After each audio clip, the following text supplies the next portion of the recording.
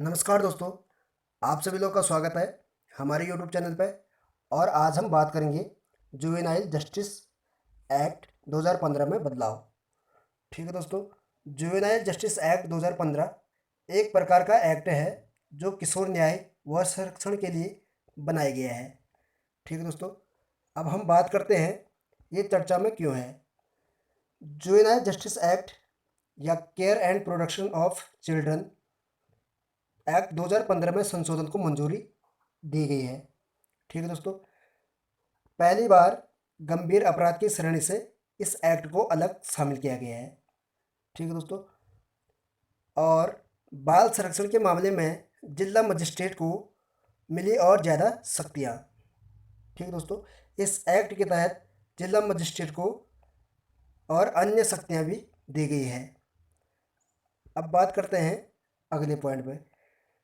DM के दायरे में होगी बाल संरक्षण गिरोह और बाल कल्याण समितियां, जिसे CWC कहते हैं। ठीक है दोस्तों, और CWC के सदस्यों की नियुक्ति से पहले शैक्षिक योग्यता और पृष्ठभूमि आदि का आकलन भी किया जाएगा। ठीक है दोस्तों, अब बात करते हैं हम बाल अधिकार संरक्षण और भारतीय संविधान।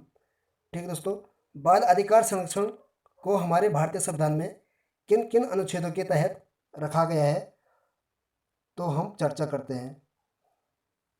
अनुच्छेद 21 क में कहा गया है कि 6 से 14 साल की आयु वाले सभी बच्चों की अनिवार्य और निःशुल्क प्रारंभिक शिक्षा दी जाएगी।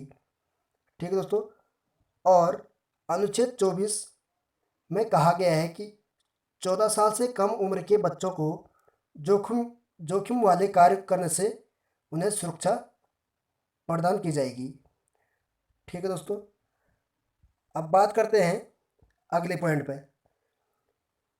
अनुच्छेद 39 में कहा गया है कि बालकों को स्वतंत्र और गरिमामयी माहौल में स्वस्थ विकास के अवसर और सुविधाएं मुहैया कराने और शोषण से बचाव का उपाय दिया गया है।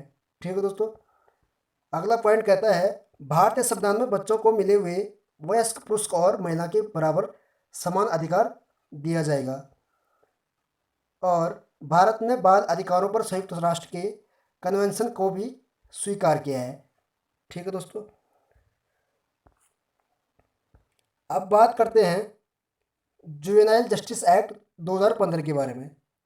ठीक है दोस्तों, नाबालिग अपराधियों की आयु सीमा 18 साल से घटाकर 16 साल की गई है। ठीक है दोस्तों, इस एक्ट के तहत, और यह एक्ट जघन्य अपराधों से संलिप्त 16 से 18 साल के बीच जुवेनाइल के ऊपर वयस्कों के समान मुकदमा चलाने की इजाज़त देता है। ठीक है दोस्तों,